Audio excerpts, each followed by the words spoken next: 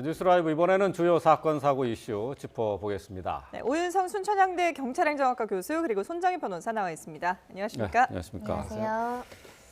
자, 먼저 살펴볼 주제는 어제 검찰이 지난해 4월 패스트트랙 지정과 관련해서 여야 의원들이 맞섰는데요.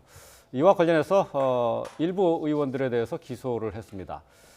당시 화면 잠깐 보시고 얘기 나눠보도록 하겠습니다.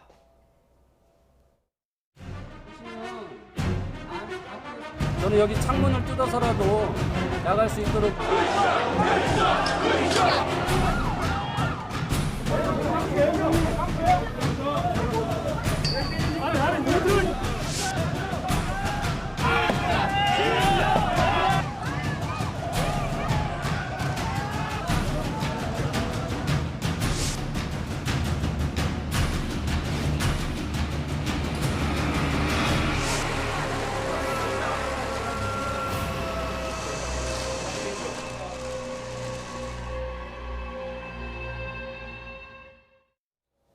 네, 어제 검찰이 패스트트랙 법원과 관련해서 충돌한 것에 대한 수사를 시작한 지 8개월 만에 여야 의원들을 무더기로 재판에 넘겼습니다. 검찰의 수사가 꽤 오랫동안 진행이 됐네요. 네, 오랫동안 진행이 되면서 쟁점이 됐던 것은 소환 조사가 사실상 한국당 의원들에 대해서는 이루어지지 않았다는 점입니다. 민주당 의원들 같은 경우는 임의로 협조하는 모습을 보이기도 했습니다. 그간에 경찰에서 오랫동안 증거물 분석에 있었고 영상자료나 이런 증거 수집을 해서 구체적인 폭력의 어떤 양태라든가 피해자를 특정해 왔는데 네. 검찰이 사건을 인감받아서 왜 패스트트랙 수사가 8개월 동안 지지부진하느냐, 명백한 어떤 CCTV 자료가 있기 때문에 신속하게 수사를 해야 된다라는 목소리도 정치권에서 많이 나온 상황이었는데요. 소환 조사가 제대로 이루어지지 않아서 조금 더 장기화되는 거 아니냐 이런 관측도 있었지만 소환 조사 없이 일거에 무더기로 이제 기소를 했습니다. 예. 그러니까 수사 대상에 올랐던 여야 국회의원 그리고 당직자들이 무려 140여 명이나 됐는데 이 중에서 이제 37명이 재판에 넘겨진 거죠. 네, 그렇습니다. 이제 서울 남부지검에서는 국회법을 이제 엄격하게 이제 규정을 하는 그런 차원에서 네. 한국당 지도부 및 그 의원 24명 중에서 23명 그리고 이제 그 단순 가담하고 소극적으로 행동을 했었던 한국당 48명, 민주당 35명, 이 양당 소속 의원 보좌진 당직자 83명에 대해서는 기소유예 처분을 했습니다.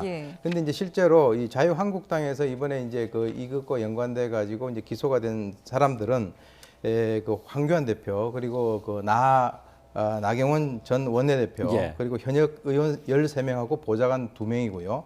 그리고 이제 곽상도 장지원 의원 등 의원 10명과 보좌관 1명은 약식 재판이 청구가 되었습니다. 네. 그리고 이제 민주당에서는 국회 그 회의장을 점거한 한국당 당직자를 폭행을 한 혐의로 이종걸 의원 그리고 현역 의원 4명과 보좌관 4명이 불구속 기소가 됐고요. 네. 박주민 의원 그리고 이제 그 보좌관 1명은 약식 기소가 됐습니다. 그런데 이것이 이제 사실은 그 패스트트랙과 연관돼 가지고 2015년 5월에 국회법이 그 개정이 되지 않았습니까? 그런데 이제 현직 의원이 이 혐의로 기소가 된 것은 이번이 처음입니다. 예, 그렇군요. 자, 검찰은 당시 그 충돌 상황과 관련해서 범행에 가담한 정도와 역할들을 고려해서 기소 여부를 결정했다 이렇게 밝혔어요. 그 당시에 이제 가지고 있는 직책 그리고 현장에서 구체적으로 어느 정도의 폭력 행위를 직접적으로 했는지, 감금 행위에 관여했는지, 그리고 물리적 충돌의 어떤 강도가 높았는지 여러 가지 요소들을 종합해서 고려했던 것으로 보입니다. 네. 그렇기 때문에 수많은 영상 자료가 있음에도 불구하고 일부는 불기소, 일부는 기소유예, 일부는 그 불구속 기소, 일부는 약식 기소 이렇게 이제 단계별로 이렇게 구분했던 것이 아닐까 생각이 드는데요. 네. 검찰 나름대로는 기준을 가지고 있다라고는 보입니다. 하지만 또 정치권에서는 관련해서 여상규 의원이나 김도우 의원 같은 경우는 아예 기소를 하지 않는 부분은 편파적이다 이런 의견도 나와 있는 상황이고요. 더군다나 이렇게 불구속 기소를 했다라고 하는 것이 정치권에서는 국회의원의 신분 유지나 출마 가능성과 밀접하게 연관되어 있기 때문에 예민하고 민감한 문제여서 조금 더 비판의 목소리, 각자의 이해관계에 따라서 비판과 불만이 지금 제기되고 있는 상황입니다. 그러니까 정치권은 반응이 좀 엇갈리고 있는데 지금 조금 전에 그 그래픽에도 나왔습니다만은 문희상 국회의장의 그 여성 의원 성추행, 강제추행 사건 그리고 또 바른미래당 그 의원들이 사보임 신청서를 접수하는데 그 방해했던 사건에 대해서는 혐의 없음으로 내렸어요. 네, 이제 이거는 검찰이 왜 그렇게 그런 건가요? 판단을 예. 했습니다. 이제 한국당 그 이미자 의원 얼굴을 네. 문희상 국회의장이 양손으로 이제 만졌다라고 네. 하는 것과 관련돼서 이제 강제추행 사건 것이 그 고소가 됐고요. 그런데 이제 사실은 이제 검찰에서는 그 당시에 사항이 사람들한테 상당히 많았지 않습니까? 네. 그래서 이제 실시간으로 이제 중계가 되는 그런 상황에서 과연 그 국회의장이 그 여성에 대해서 성추행을 하려고 하는 그런 의도가 있었겠느냐라고 하는 것이 없다라고 이제 정적 판단을 했었고요. 네. 예. 그다음에 이제 또 이제 바른미래당 의원들의 이제 사보임 그 신청서 접수 방해 사건과 연관돼 가지고는 국회의사과 공무원들의 그 직무가 집행이 현저하게 방해됐다라고 하는 그 증거가 없다라고 네. 이렇게 해가지고 이 두 가지에 대해 가지고 모두 이제 무혐의 처분을 내렸습니다. 자, 검찰의 기소에 대해서 한국당 또 그리고 민주당 모두 반발하고 있어요. 한국당에서는 야당 탄압이다. 또 민주당에서는 기계적 균형 아니냐. 그러니까 지금 총선을 앞두고 나서 한국당에서는 23명이 지금 기소가 됐다라고 한다면 벌금 500만 원 이상의 형만 선고받다고 하더라도 국회의원직을 상실할 가능성이 굉장히 높고요. 피선거권이 제한되는 위기에 처해질 수 있습니다. 그러다 네. 보면 총선 전에 후보자를 선택함에 있어서 기소된 국회의원 또는 후보자를 그 선거에 출마시킬 수 있느냐 이런 정치적인 어떤 중대한 문제가 발생할 수 있기 때문에 당연히 지금 야당 탄압이다 이렇게 지금 주장하고 있는 상황으로 보이고요. 더군다나 한국당 의원들이 어떻게 보면 훨씬 더 많은 상황입니다. 네. 그리고 민주당 입장에서는 법무부 장관이 새로 그 임기를 개시한 지 하루 만에 그 다음 날 만에 이렇게 무더기로 기소한 것은 정치적인 배경이 있는 거 아니냐 이렇게 또 비판하고 있고 그 한국당 의원들의 여러 가지 방해행위나 감금행위에 비해서 민주당 의원들이 했던 행동은 굉장히 경미함에도 불구하고 기계적인 균형을 맞추기 위해서 일부러 기소한 부분도 사실상 검찰권의 남용이다.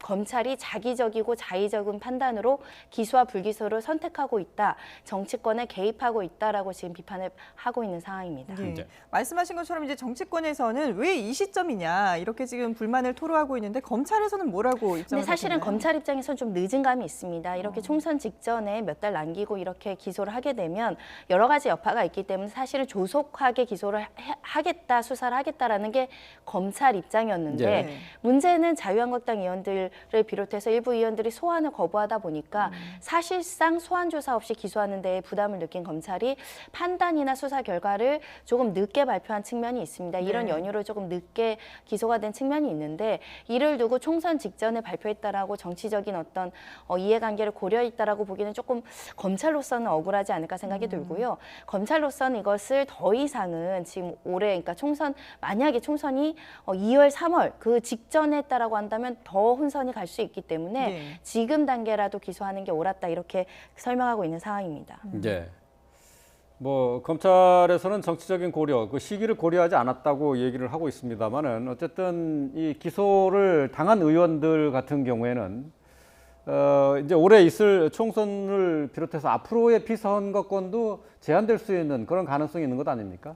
검찰의 입장에서는 이렇게 하든 저렇게 하든 욕을 먹을 수밖에 없는 그런 예. 상황이죠. 어떻게 보면 왜 그러냐면 실제로 지금 그 경찰로부터 송치받은 이 사건에 대해 가지고 지금 사실 그 국회 회기 동안에 국회의원들이 이제 그 소환에 불응을 하지 않았습니까? 예. 그래서 지난번에 이제 어떤 얘기를 했었냐면은 10월 17일 날 그 대검찰청 그 국정감사 때 그 윤석열 총장이 이런 얘기를 했습니다. 뭐 이 패스트 트랙 수사와 관련돼서 어떻게 진행이 되고 있느냐라고 했더니 뭐 그냥 수사 결과로 말씀을 드리겠다 이렇게 예. 얘기를 했거든요. 예. 네. 그것은 이제 어떤 의미가 있냐면 지금 그 사실은 이제 벌써 금년이 됐죠. 예, 그렇죠. 금년 4월 이제 총선과 연관돼 가지고는 지금 이제 더 이상 그 시간이 흐르면 흐를수록 더 검찰의 입장에서는 왜 이렇게 했느냐라고 얘기를 들을 수밖에 없는 그런 상황인데 네. 지금 이제 사실은 그 국회 회의 방해죄라고 하는 그것이 이제 그 한국당 의원들을 중심으로 해서 이제 이루어졌고 그리고 이제 나머지 이제 민주당에서는 사실은 지금 뭐 기계적이고 자기적이다라고 얘기를 하지만 예. 민주당 입장에서는 전혀 이제 손해를 뭐 볼 게 별로 없어요. 왜 그러냐면 지금 이게 500만 원 이상 확정이 만약에 된다라고 한다면 지금 이제 한국당 같은 경우는 국회법 위반과 관련돼 있지 않습니까? 예, 예, 그래서 그렇죠. 500만 원 이상 그 확정이 되면은 최소한 5년간 피선거권이 제한이 될 수 있다라고 하는 그런 것인데 예. 그것은 결과적으로 이제 그 황교안 대표 같은 경우는 앞으로 이제 그 대선에 출마를 갖다가 하기가 상당히 어떤 지장이 있을 수도 있다라고 하는 그런 결정적인 것이 있고요. 네. 그다음에 나머지 여러 의원들 같은 경우는 이번에 이제 그 뭐 약식 기소가 된 그 의원들을 포함을 해가지고 예. 나중에 그 총선에 당선이 된다 하더라도 그 당선이 무효가 될 수 있는 그런 어떤 그 가능성이 있기 때문에 이 상황에서는 지금 뭐 검찰의 입장에서는 뭐 이 여야를 갖다 바라보는 것이 아니라 법에 의해서 법대로 지금 그 추진을 해 나갈 수밖에 없는 그런 상황이라고 저는 봅니다. 예. 예. 그러니까 검찰이 이러나 저러나 비판을 받을 수밖에 없다라고 말씀하셨는데 일각에서는 이 공수처법이 통과되는 걸 보고 기소를 한 게 아니냐 이런 또 지적도 하고 있어요. 뭐 그런 지적도 있습니다. 예. 그런데 저는 개인적으로는 그렇게 보지 않는 것이 왜냐하면 공수처 관련되는 법이 통과한다 하더라도 그것이 실제로 이제 그 시행이 되고 하는 것은 내년 후반기란 말이에요. 네. 그렇기 때문에 지금 검찰의 입장에서는 만약에 공수처법이 뭐 통과되지 않는 뭐 그런 상황이 아니기 때문에 지금 이제 만약에 더 이상 끌고 예를 들어서 뭐 2월이나 3월 달 하게 되면 그건 그야말로 검찰이 욕을 더 먹을 수밖에 없는 그런 정치 게이지다 사안이다. 모를 수 있고, 예. 그렇기 때문에 검찰의 입장에서는 지금 현재 이 시점이 어떻게 보면은 뭐 더 이상 피할 수 없는 그런 시점이 아닌가라고 생각이 듭니다. 예. 지금 뭐 기소가 된 의원들은 여야 합쳐서 모두 37명인데요. 일부는 이제 국회법 위반 혐의를 받고 있고 또 일부는 공동폭행 혐의 뭐 이런 게 있어요. 어떻게 다릅니까?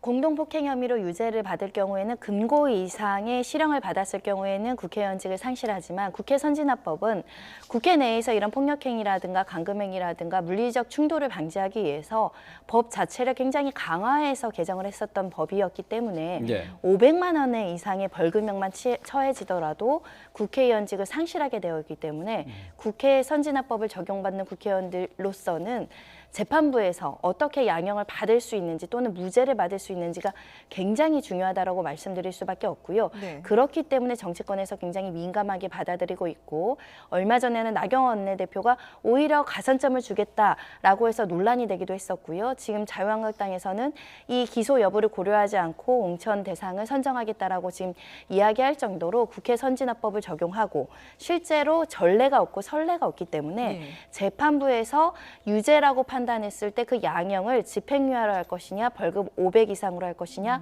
500 이하로 할 것이냐 굉장히 중요해지는 시점이고요. 만약에 공천 단계에서 배제되지 않고 기소된 국회의원을 그대로 선거에 나아가고 당선이 됐을 경우를 생각하면 재판 결과에 따라서는 국회의원직을 상실하고 또다시 선거를 할 가능성도 배제하기는 어려운 상황이기 때문에 지금 정치권의 어떤 머릿속은 굉장히 복잡해지고 예. 가장 중요한 거는 재판부가 어떤 양형을 할 것인가 그리고 자유한국당과 더불어민주당이 판결 선고 전에 극적으로 서로 정당끼리 합의를 해서 고소를 취소하거나 탄원서를 제출할 것인가 이게 관건이지 않을까 합니다. 예, 예. 그러면 이게 총선 일정을 고려했을 때 총선 이전의 결과가 다 나올 가능성이 있을까요? 쉽지 어떻게 않을 보세요? 것 같습니다. 왜냐하면 불구속 기소 상태이기 때문에 네. 구속 기소됐다라고 한다면 신속한 재판도 뭐 예정해 볼 만하지만 뭐 2월에 또 법원 인사이동도 있고요. 네. 그러다 보니까 2, 3개월 만에 신속하게 판결 선고가 나오기는 쉽지 않은 구조이고 또 워낙 많은 영상 자료가 있어서 네. 그 당시에 실제로 이 사보임 문제라든가